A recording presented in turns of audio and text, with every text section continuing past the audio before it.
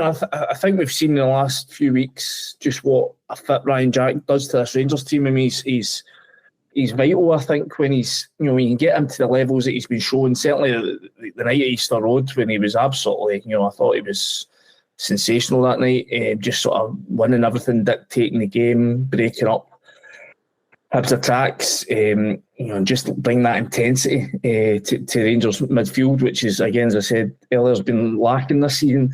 But obviously the only sort of setback to Ryan Jack since his time at Rangers has just been keeping him fit. Obviously missed a year just the season before last. I was kind of surprised because, when he came back from that layoff, if you remember the night in Dortmund, again, he was sensational that night. Very similar performance to what he did against Hibs.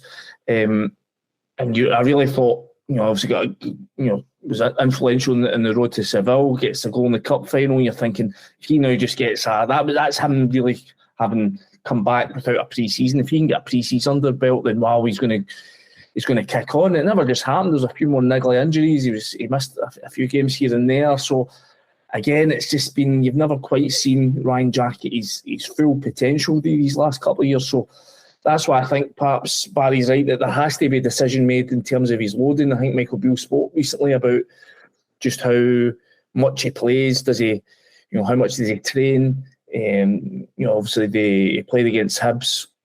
I think he played against Kilmarnock as well the game before that. Then they took him out. They brought Lundstrom back in for the game against Wraith Rovers. So they're obviously picking and choosing when they play him.